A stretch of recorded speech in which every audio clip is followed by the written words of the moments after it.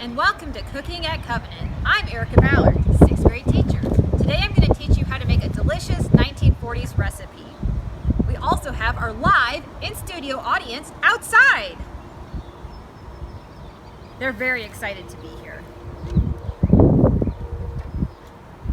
Let's get started.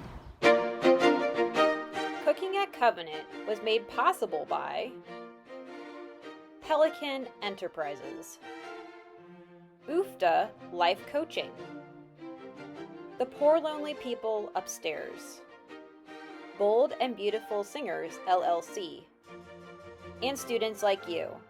Thank you.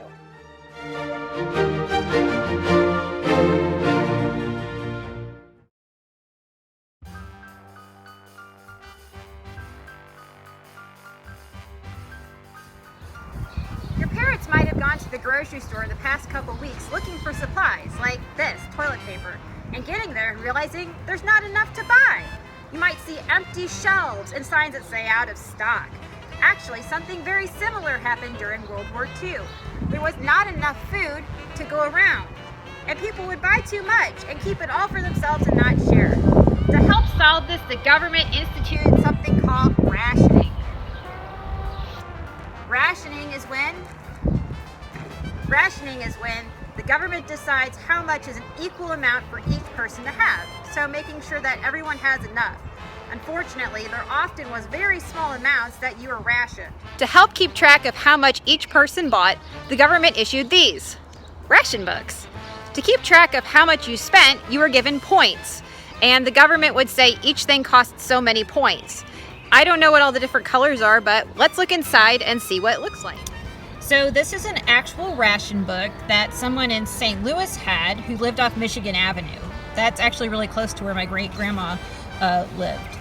And it looks like this belonged to a lady called Sophia Kriebel, and this would have been what she would take to the grocery store every time she wanted to buy something. And this must have been towards the end of the war because there's actually still stamps or points left in here. And the different colors indicated different things. So some colors meant maybe it could be dry foods. Some might have been more like meats.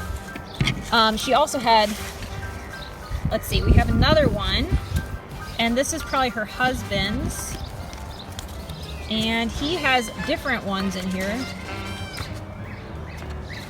So when you'd go buy something at the store, not only would you pay money, but you had to have stamps to pay for it. So you only had so many ration stamps you could spend, and when you were out, you're out. You couldn't get any more food. This helped make sure that it was fair how much each person was purchasing and people weren't hoarding like they are with the toilet paper. The government encouraged people to grow food on their own land. That way, there'd be more food for everyone, and you weren't as dependent on the grocery store. Actually, the government even had people growing food in places like parks and government places. That way there'd be more food. So here in my victory garden, I'm growing a bunch of lettuce, I'm growing some onions, I'm growing some strawberries, and I'm growing some herbs, but the basil died because it got really cold, unfortunately. We have cilantro, so we can make salsa, but that's not 1940s, so let's go back to the 1940s. To better explain how rationing worked in the 1940s, before I cooked my recipe, I invited a special guest, the other Miss Ballard. Woo! Here she is. I am here. Okay, so other Miss Ballard, we're going to play a game called Was It Rationed or Was It Not? And you get to help Clay. I know all the answers and you know nothing. It's perfect. So what we're gonna do is I'm gonna have you divide our foods here into if you think it was rationed or if you think that the government said you could have as much as you want. But let's not do toilet paper. That's a different story. All right, other Miss Ballard. What about cheese? I love cheese. I want some cheese. Can I have cheese? Not today. I'm using this for school. Rationed or Can not? I buy cheese? Can I buy the cheese? Or Rationed or not? rationed? Yes. Okay. Rationed. How about oranges? Rationed. No. Oh. Oranges were not rationed. Actually, there were hardly any oranges, so they didn't bother rationing them. No one could get them. How about tea? No. Tea was rationed. What? Carrots. No. Carrots were not rationed. How about eggs? Yes. Eggs were rationed. What if I have my own chicken? If you have your own chicken, you may eat your chicken's eggs. But if you have more than 12 chickens, then you have to tell people, and then they will come and tell you how you have to distribute your eggs. How about milk? Yes. Milk was rationed. How about potatoes? Yes. No. Potatoes were not rationed. What about bacon? Yes. Bacon was rationed. Dog treats? No. Dog treats did not exist. Trixie, come.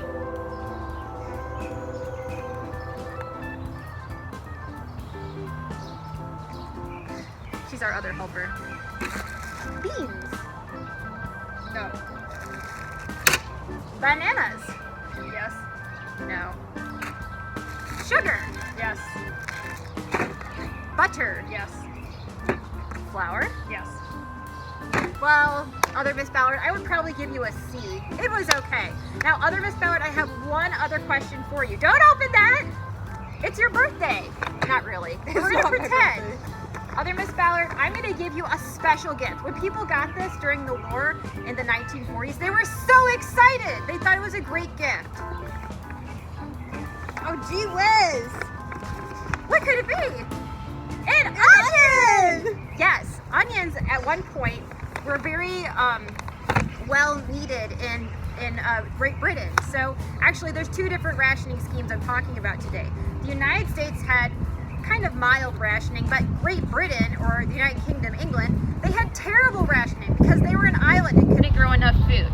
So if you are living in Great Britain, let me tell you about how much food you get per week.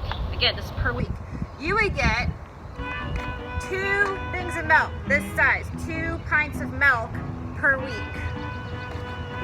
You would get 2 ounces of tea per week. You would get 2 ounces of cheese per week. That's it. It's not very much. I think I ate that today. You would get 1 egg per week. Oh, that's sad. You could get powdered eggs though, if that's how you roll. Steal your neighbor's chickens. Don't do that. We don't advocate that here. 2 ounces of butter a week. For sugar, you got... I forgot to write it down, but you got very little per week. This much. This much. Bacon. My egg's falling. 4 ounces a week. Not very much. So this is a 16-ounce package. So you get 1/4 of this per week. Now, was that per person or per family? Now, this is per person. So if you lived with a family with more people, everybody got a ration book. So my sister would have a ration book. I would get a ration book.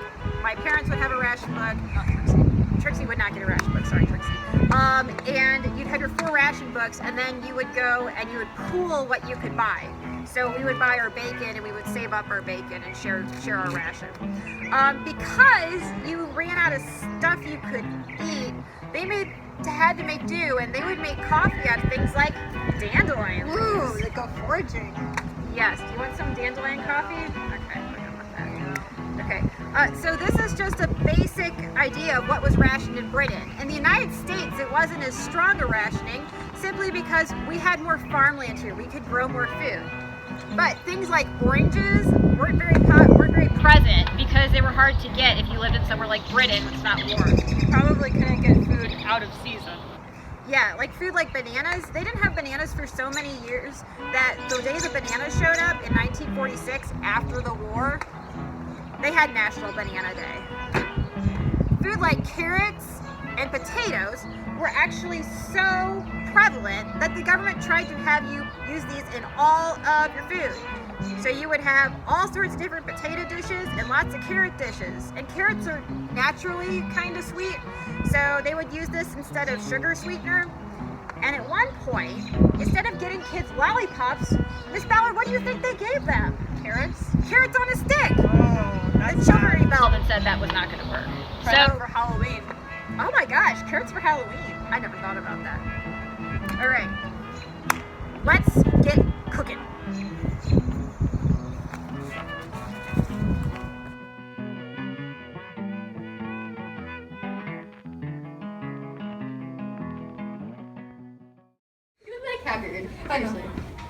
Great. Yes. What is it?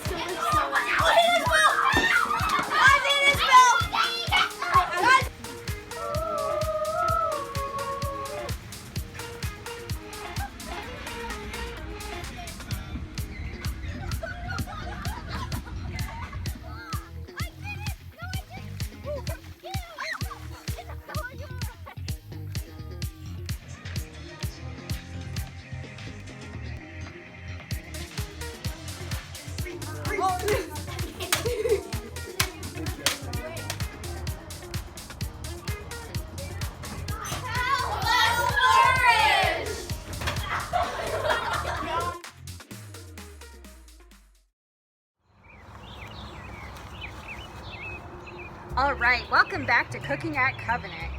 First thing I'm going to do is put on my nifty apron.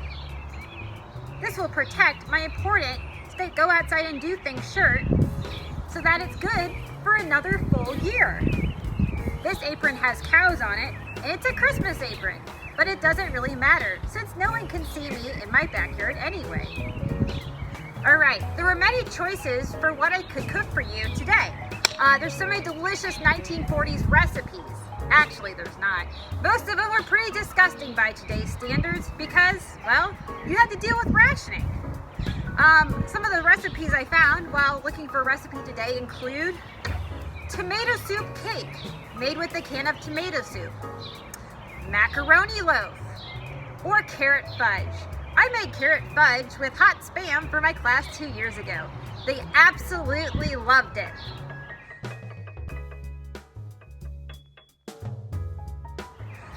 Not. So instead I thought I'd make something that's a little bit more appetizing today. This is going to be honey and carrot cookies. This is a special recipe because it doesn't use any added sugar. All of the sugar comes from the carrots and the raisins. This would have been a good recipe at the time because you had tons of carrots. So, without further ado, honey and raisin cookies.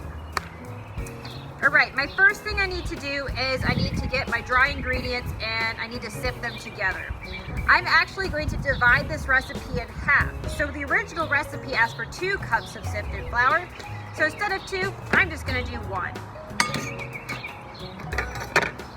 When I measure a solid, I use a solid measuring cup.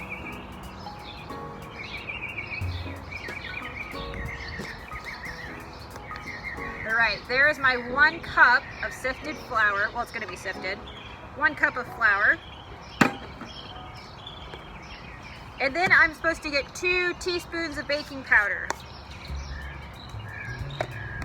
So I'm going to divide it in half because I'm halving my recipe. So instead of 2, I'm using 1 teaspoon. You can hear the mockingbird up there. He wants some cookies too.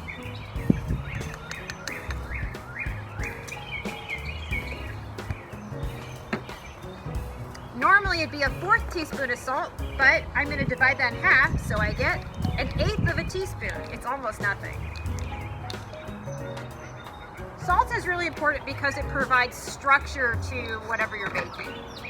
The baking powder and my next ingredient, baking soda, are the leavening agent, which means it helps the cookies to rise in the oven. You don't want flat hockey puck cookies. The Stanley Cup was last year, not this year, people. So we are going to add some baking soda so it rises. Now originally, I was supposed to use a 1/4 of a cup, or 1/4 teaspoon, sorry. This time I'm going to use 1/8 of a teaspoon by dividing it in half. Woo! It's great to cook outside. It's a mess. You can leave it outside. And next I have my spices. Because so much of the fats were like your butter and your oil and your bacon were rationed during World War II, spices were really important for adding flavor to food. In this case, I'm going to use some nutmeg, and I need 1/4 of a teaspoon. Maybe. Aha!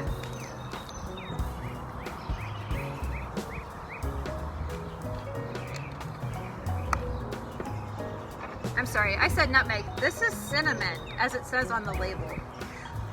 Now I'm going to use my nutmeg, and my nutmeg is also going to be 1/4 of a teaspoon because it originally was half a teaspoon.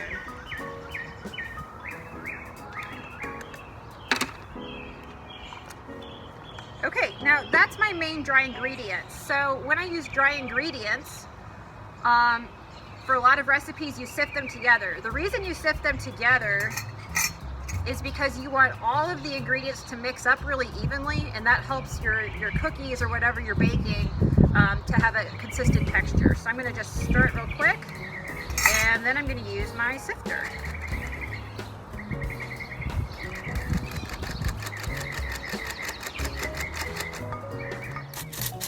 So I'm sifting all of my dry ingredients. And this sifter is probably as old as World War II. It's my great grandma's sifter, I think. Alright, so my sifter is empty. And now I have my dry ingredients, and they're all puffy and sifted and happy and nice.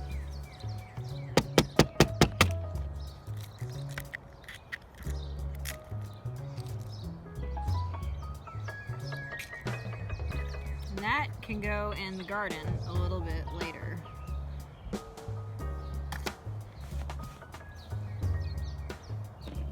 Okay, now to mix it up really good.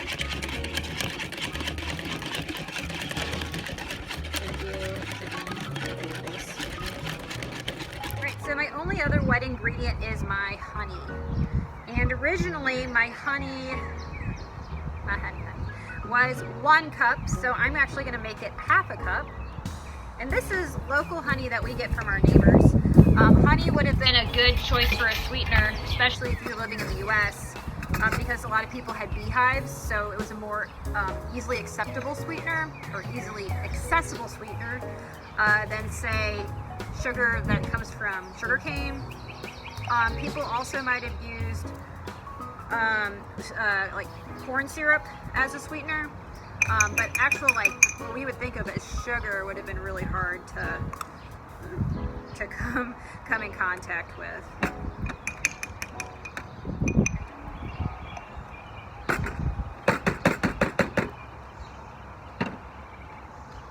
But it's going to be a very sticky mess to clean up. Alright, so okay, honey is all in the bowl, except this little bit right here. And it looks like this.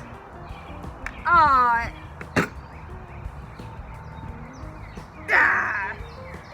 Fortunately, I have toilet paper to clean this up.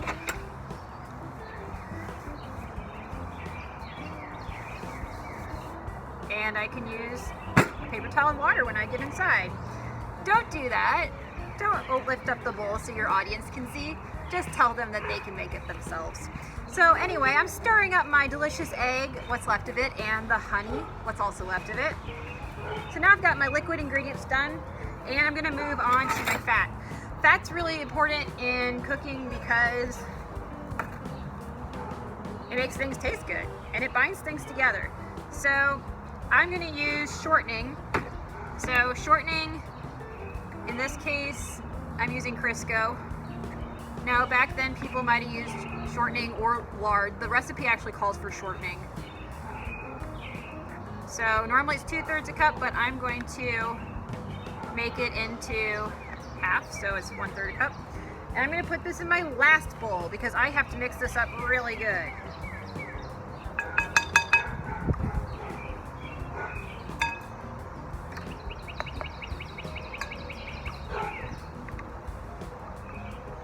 So I'm actually supposed to cream my shortening. So if you have a mixer, that would be a good thing to use this for. Creaming is when you're supposed to get it all nice and fluffy. But since I'm outside and all my stuff is falling off my table and I don't have a giant extension cord, I'm just going to use my elbows. Alright, I'm getting it all mixed up, adding a bunch of air into it. Getting it nice and smooth. Okay, that's done. Alright, so next thing I need to do is the stuff that's going to make the cookies actually have some substance to them, which is my carrots and my raisins. So I'm hoping that these will taste kind of like carrot cake. So for my carrots, I need 1 cup of grated carrots. Well, I sent my mom to the grocery store last night, and because we are suffering from not having everything readily available to us, just like during the war when things were rationed, she couldn't find pre-grated carrots. So I'm gonna grade these by hand. So if I need normally 1 cup, I'm just gonna go for half a cup. And I'm gonna go ahead and add my wet ingredients to my shortening and kind of mix that up so I can use this bowl.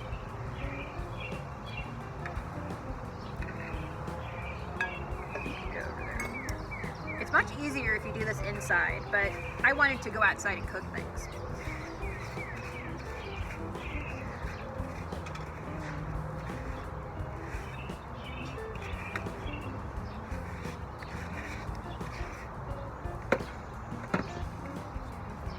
Okay, so now I have my wet ingredients with my shortening in the bowl.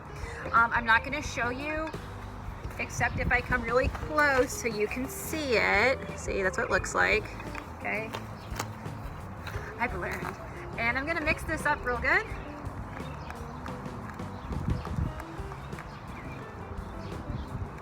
Try not to have any chunks of shortening in it. So all of my cookies get an even chance.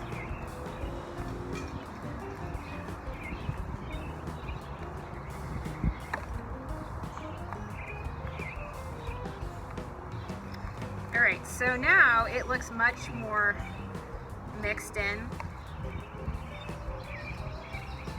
And again, if you had a mixer, it would be a lot smoother than this, but we're gonna do it the old-fashioned way. And it looks a lot better, and it looks like that. Yay! Okay, so things that go in it. So let's start with our carrots. So I'm gonna take my carrot, and I'm gonna need about half a cup. So I'm just gonna go ahead and grate my carrot. This is the wrong kind of grater. One moment, please. I do need that grater, and I need a paper towel that has water on it, and a paper towel that doesn't have water on it, because I dropped eggs everywhere.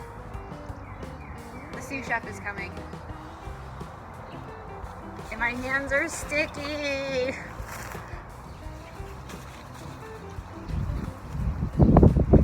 Oh, hi Trixie. Trixie gets dog treats. Don't feed your dog any of the stuff in here. Okay, so carrots. Let's try this again. So carrots go with this grater, not the other kind of grater. It used to be a grater like this. So I'm gonna go ahead and grate my carrots. Hopefully so you can see it. And it makes a huge mess. So one of the advantages to cooking outside is that when you grate carrots, you can just wipe them onto the grass, and then the rabbits can eat them. We have lots of rabbits. The rabbits like my victory garden. They like to come eat my lettuce. I don't like the rabbits. We also have a possum, and probably about 25 squirrels living here. And we didn't invite any of them.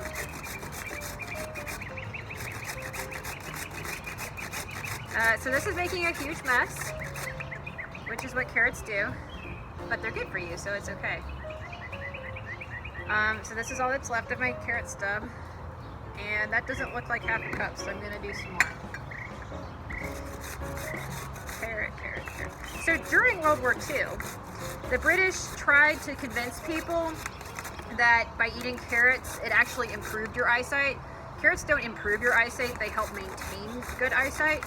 But they said that because the British pilots ate so many carrots, they were able to shoot down the German planes, which was fake news, because actually what was helping them was something called radar, which was a way for them to see when the German planes were coming. It was like a computer system that helped them figure out when the Germans were coming. But they didn't want the Germans to know, so they just said, the British pilot eats lots of carrots. That's how they can shoot down your planes. Okay, so this is a cup measurer, but I'm gonna just fill it halfway and estimate a little bit. And it looks like about half a cup of carrots. I also need half a cup of raisins because originally I asked for 1 cup of raisins. And I'm going to put those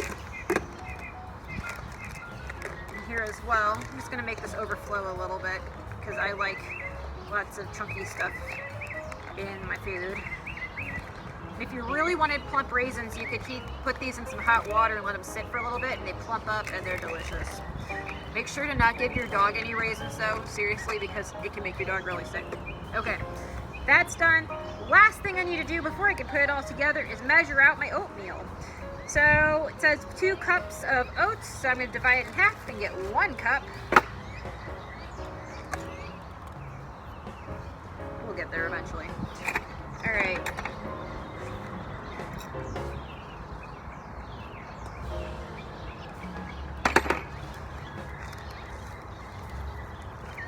Alright, 1 cup of oats. Now this is a dry ingredient. I don't sift it with the other stuff because it would get stuck in the sifter. So I'm just going to mix it with the dry ingredients that I've already sifted. And I get a nice kind of a meal looking thing. There's also some carrots that snuck in here too, but that's okay. Alright, so next thing I want to do is add my wet ingredients. There's a hill. To my dry ingredients. Go ahead and add you to you. Oh, yummy, yummy.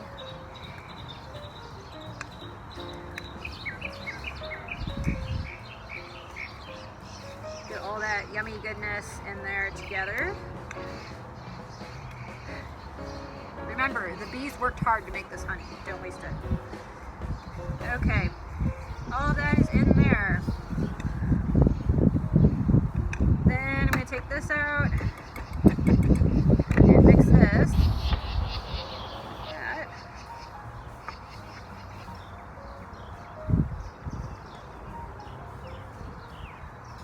And it is pretty dry.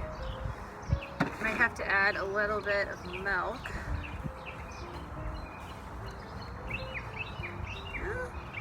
It's coming together. It's kind of sticky. Let me show you what it looks like. So it looks like this. And I just want to make sure it's nice and even and there's no dry bits because that would make everyone sad.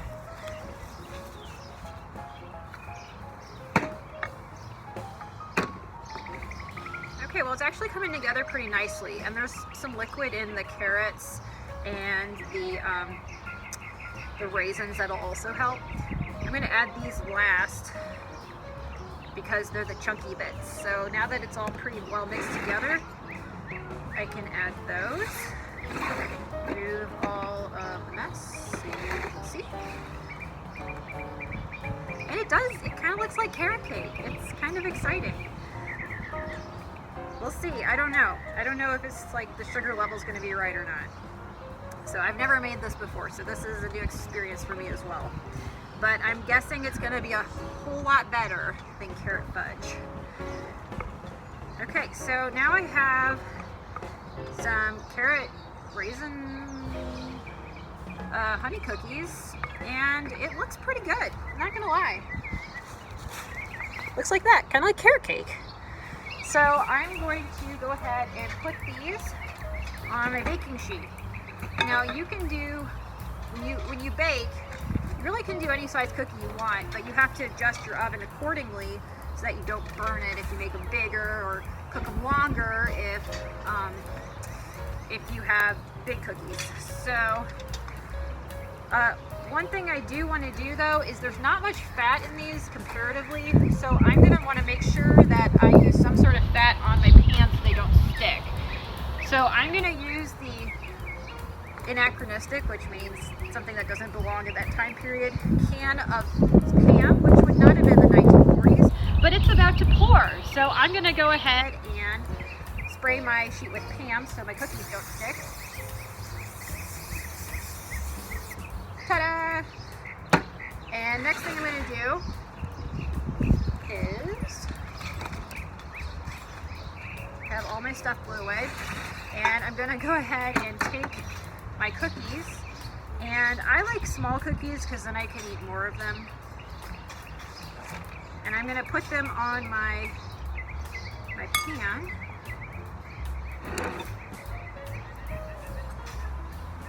Kind of like drop cookies, I guess. And I want them to be about the same size so that they cook evenly, or they'll burn, or they'll be underdone. And I want to make sure there's plenty of space in between all of my cookies, so they can spread out and be happy little cookies.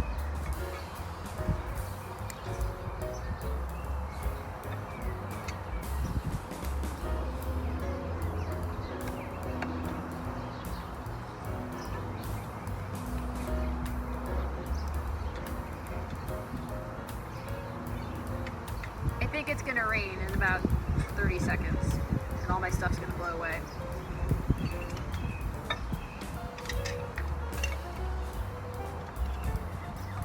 Alright. Cookies. When I'm done, I'm gonna shape these so they look a little nicer. But right now I'm just getting them on the pan and trying to make them about the same size. I hope these taste good. There's a lot of work, so I hope these are tasting some good tasting cookies that I can add to my cookie recipe. And I'm just gonna cheat and make these nice shaped cookies. And if somebody doesn't have enough dough, you can add a little bit more. So I want all my cookies to be about the same shape and consistency. All right, so it looks like I have enough for another tray. I'm not going to show you that tray though, I'm just going to show you this tray. But the next thing I'm going to do is put these in the oven. This is what they look like before they go in, and we'll see what they look like when they come out next. So the cookies are in the oven. Oh gosh, and I think there's some extra pollen baked in them, so there's some free protein. And the most important thing to do after you cook is to make sure you clean up, because it's not somebody else's job to clean up, it's your job to clean up. So now I get to go clean up.